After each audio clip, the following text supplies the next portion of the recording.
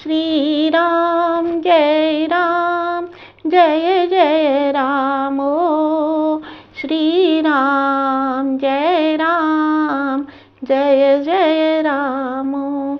नमस्कार सुधी एवं गुणीजनों, श्रीमद् वाल्मीकि रामायण की सत्संग, ज्ञान, कर्म और भक्ति की इस मंदाकिनी में मैं आप सभी का बहुत बहुत अभिनंदन करती हूँ, स्वागत करती हूँ और आपका आभार व्यक्त करती हूँ क्योंकि आप मुझसे जुड़े हुए हैं।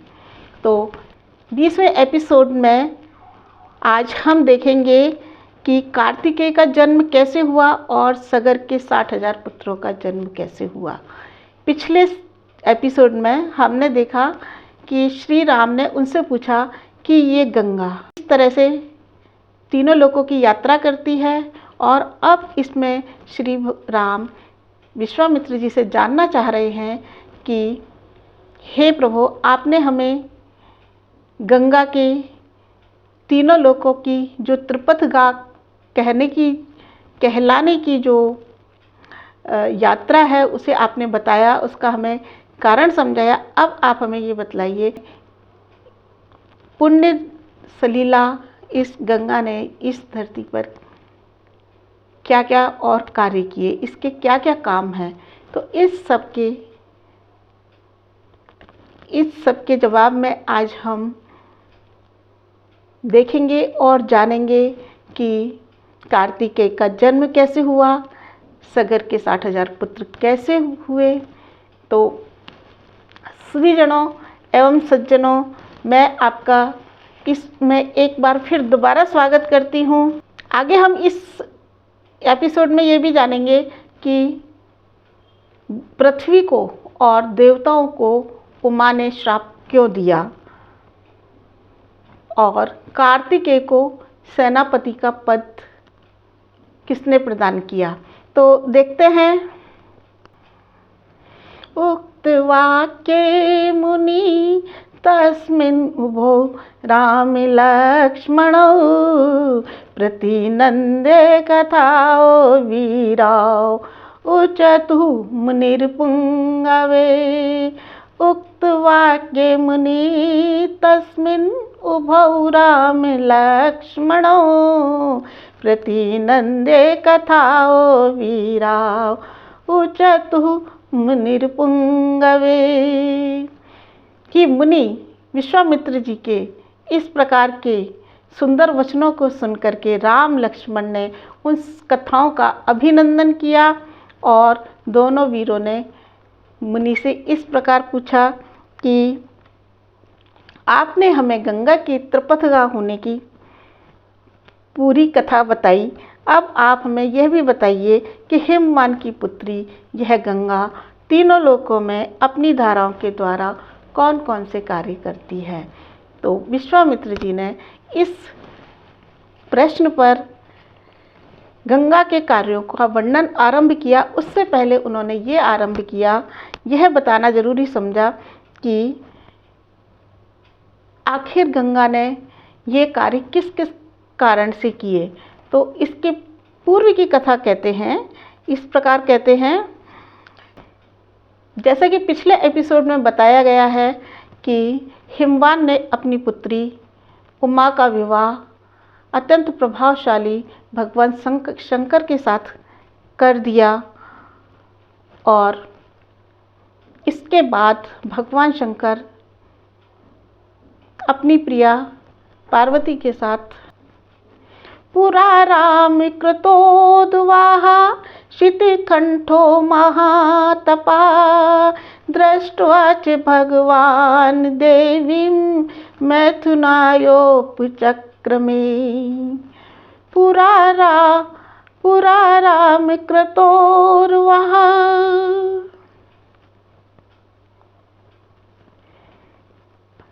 तस्य संक्रीडमानस्य महादेवस्य धीमतः शितिकंठस्य देवस्य दिव्यं वर्षं शतं गतम्।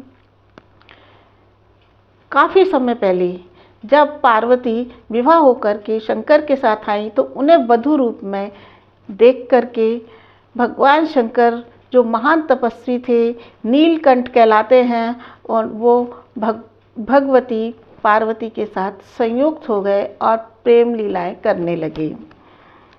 इस प्रकार की क्रीड़ाओं में व्यस्त रहते हुए बुद्धिमान महादेव को कम दिव्य सहस्त्रों वर्ष व्यतीत हो गए।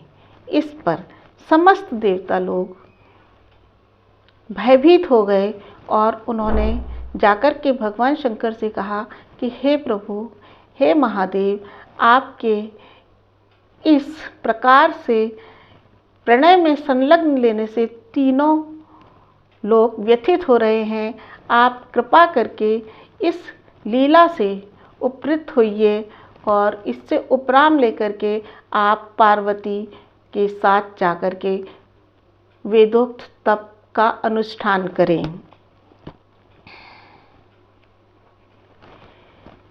और उन्होंने प्रार्थना की,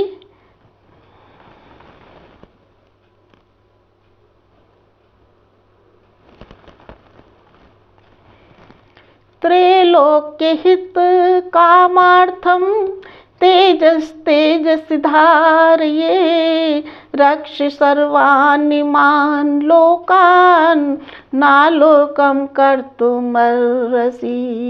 त्रैलोक्य हित कामार्थम, त्रैलोक्य हित कामार्थम तेजस तेजस धारये, रक्ष सर्वानिमां लोकान नालोकम कर्तुम अर्हसि। क्या प्रार्थना की कि हे महादेव, इन तीनों लोगों की हित की कामना से आप अपने तेज को स्वयं ही धारण करें।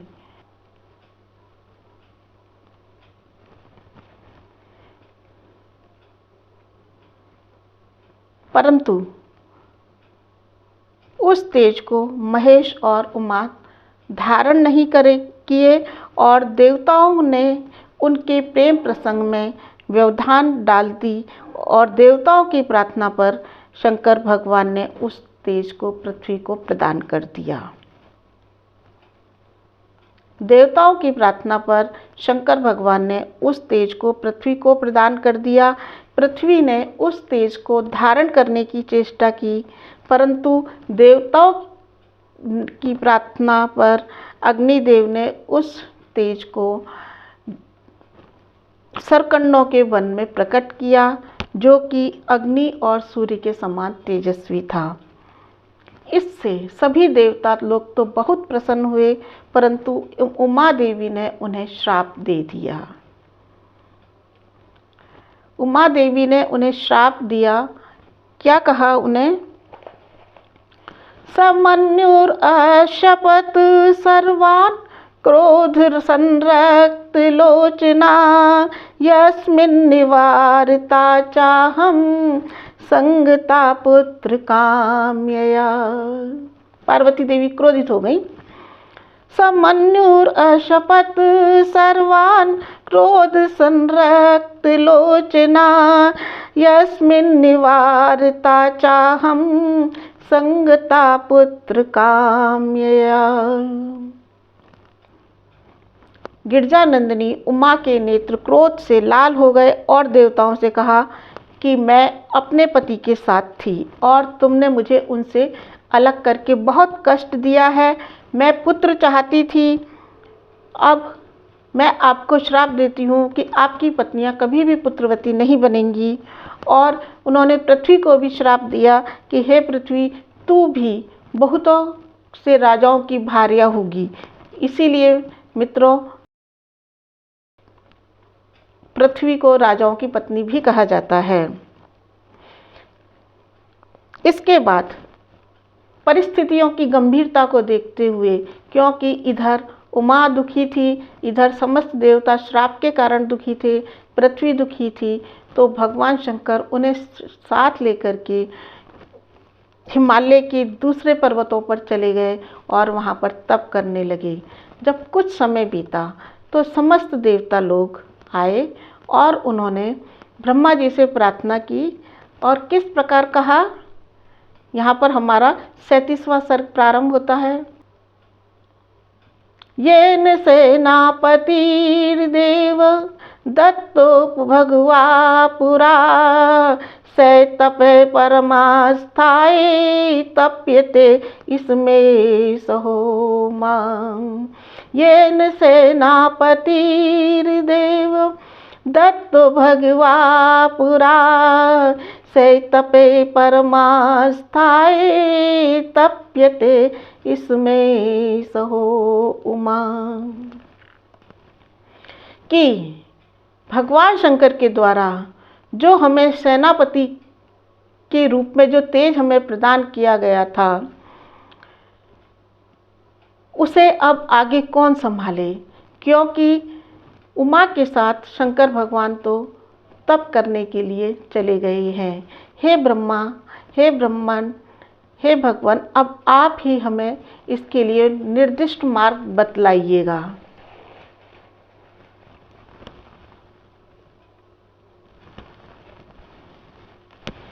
इस पर ब्रह्मा जी कहते हैं, ज्येष्ठा शैलेन्द्र सुता मानिष्यति तम सुतम। ज्येष्ठा शैलेन्द्र सुता मानिष्यति तम सुतम। उमायास तद बहुमतम भविष्यति न संशय।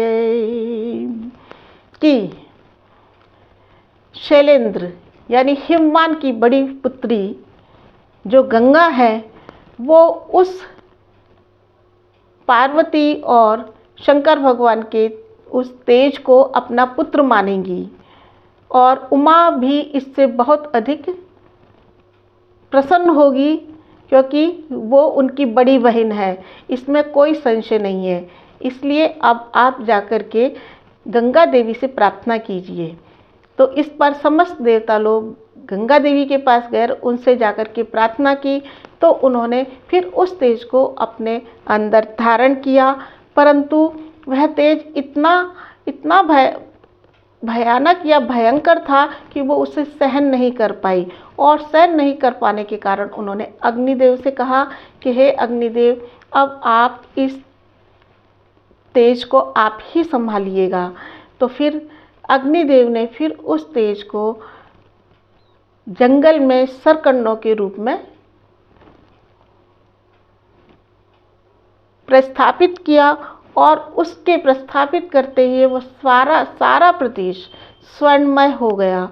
और जहाँ जहाँ तक तप या तेज का प्रभाव जाता था, वहाँ पर तो स्वर्ण धातु खनिज के रूप में प्रकट हुई, और जैसे जैसे तेज का प्रभाव घटता गया, वैसे वैसे वे धातु अन्य धातुएं प्रकट होने लगी, जैसे चांदी, तांबा, जस्ता, लोहा, रांगा, कांसा, इस तरह की धातुएं वहाँ पे प्रकट होने लगी। तो इस प्रकार से शंकर भगवान का वह तेज जो है एक नवजात शिशु के रूप में प्रकट हुआ, जिससे संपूर्ण जगत दीप्यमान हो उठा।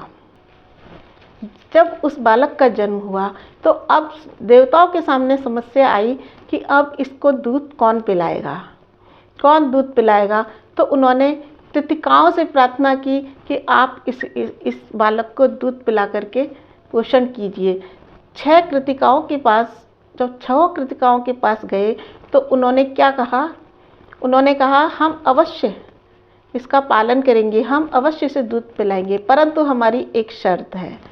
वो शर्त क्या है, ताशीरम जात मात्रस्य कृत्वा समयम मनु। ताशीरम जात मात्रस्य कृत्वा समयम उत्तमम दधु पुत्रो अयम अस्माकं सर्वसामीति निश्चिता, सर्वसामीति निश्चिता। कि उस नवजात शिशु को वे दूध पिलाएंगी, परंतु उन्हें उनका पुत्र कहा जाए, उस बालक को उनका पुत्र कहा जाए। इस प्रकार जब देवताओं ने सर्वसम्मति से इस प्रकार का निर्णय लिया, तो उन कृतिकाओं ने उस बालक को, उस नवजात शिशु को दूध पिलाया और उस नवजात शिशु ने 6 माताएं थी, तो 6 माताओं के अनुसार 6 मुख से प्रकट होकर के 6 माताओं का दूध एक ही बार में, एक ही दिन में पी लिया और वह शीघ्र ही वे बालक बड़ा हो गया और बड़े होकर के अत्यंत तेजस्वी और बलशाली बना, क्योंकि वह भगवान शंकर का तेज था, गौरी का पुत्र भी था। और उस बालक ने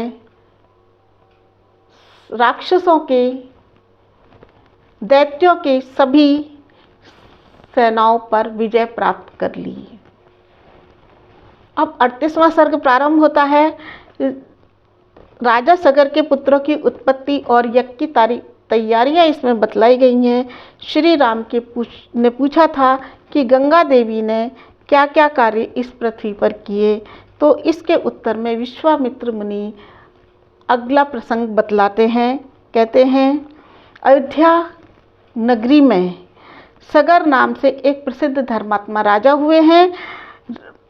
राजा राज्य करते थे। विदर्भ की राजकुमारी केशनी उनकी बड़ी रानी थी और अरिष्टनेमी कश्यप की पुत्री सुमति उनकी छोटी रानी थी, परंतु उनके कोई संतान नहीं थी। पुत्र प्राप्ति की कामना वे करते थे। इस कामना को लेकर के उन्होंने अपनी दोनों पत्नियों सहित हिमालय के भृगु प्रसन्न पर्वत पर तप प्रारंभ किया। अथ वर्ष शत तपसा आराधितो मुनि, सघराय वरम प्रासाद भृगु सत्यवतावर। अथ वर्ष शत तपसा आराधितो मुनि, सघराय वर प्रासाद भृगु सत्यवतावर। इस प्रकार से तप करते हुए उस पर्वत पर राजा सगर को पत्नी के सहित, अपनी पत्नियों के सहित 100 वर्ष बीत गए। तब भृगुमुनि ने प्रसन्न होकर के उन सत्यवादी राजा को वर प्रदान किया और उन्हें क्या कहा कि हे राजन, आपका कल्याण हो, आपके बहुत सारे पुत्र होंगे जो कि यश कमाएंगे और आपके कुल का उद्धार करेंगे। तो इस पर उन्होंने भृगु ऋषि ने कहा कि आपकी एक रानी से एक पुत्र होगा और एक रानी से 60,000 पुत्र होंगे। एक रानी से एक पुत्र होगा और एक रानी से 60,000 पुत्र होंगे। अब आप लोगों को ही निश्चय करना है कि किस रानी से एक पुत्र होगा और किस रानी से 60,000 पुत्र होंगे।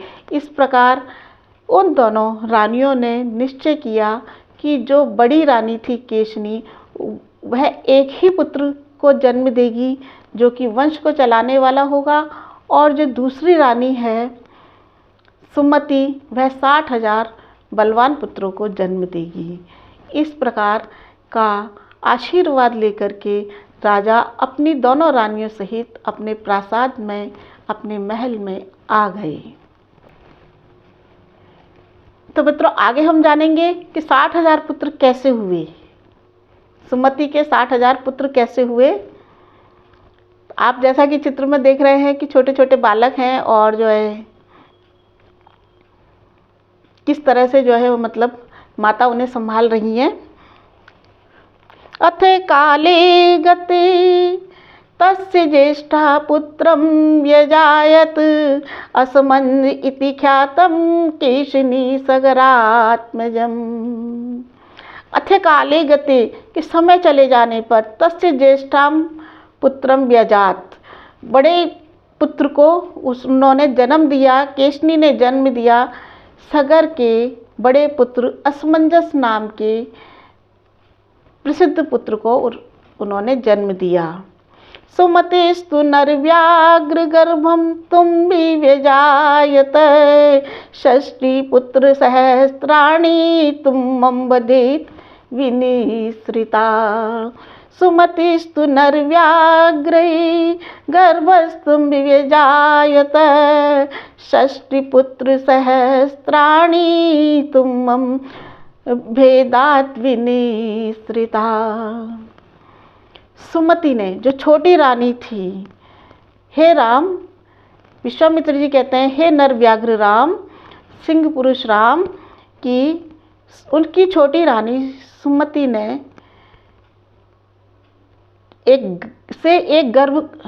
छोटी रानी सुमति से एक गर्भ का जन्म हुआ जो तुम्बी की शक्ल में था, और जिसको भेदने पर जो है उसमें से 60,000 पुत्र निकले। और इस प्रकार उन पुत्रों को घृत के बर्तन में रख कर के धायों ने उनको पाला और बड़ा किया।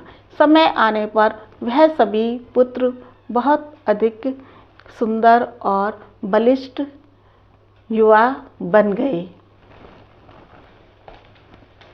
तो मित्रों, आप उनके पुत्र, जो बड़ी रानी का पुत्र था जिसका नाम असमंज था, वह दुष्टमति वाला था। वह क्या करता था, देखिए, बालान गृहीत्वा तु जलैर्सर्य रघुनंदन प्रक्षिप्य प्राहस्ते नित्यं मज्जस्तान् निरीक्ष्य वे। कि वो नगर के छोटे बालकों को पकड़ करके जल के अंदर, सरयू नदी के जल के अंदर डाल देता था, फेंक देता था, और जब वो उसमें डूबने लगते थे तब उन्हें देख करके वह बहुत हंसता था। वह बड़ा होकर के नगर निवासियों को दुख देने लगा, और इससे दुखी होकर के तब राजा सगर ने अपने उस बड़े पुत्र को अपने नगर से, अपने देश से बाहर निकाल दिया। जब कुछ समय बीता तो राजा ने निश्चय किया कि अब मैं अश्वमेध यज्ञ करूँगा, और उन्होंने यज्ञ की तैयारियां प्रारंभ कर दी। और मित्रों, इस प्रकार से ये यहाँ पर 29वां सर्ग समाप्त होता है। आप बने रहिए मेरे साथ, बहुत सुंदर सुंदर अंतर कथाएँ इसमें आएंगी, और हम अपनी भारतीय संस्कृति और वेदों की, शास्त्रों की और पुराणों की इन कथाओं को जानेंगे आदि कवि वाल्मीकि रामायण के माध्यम से। तो जय श्री राम, जय भारत।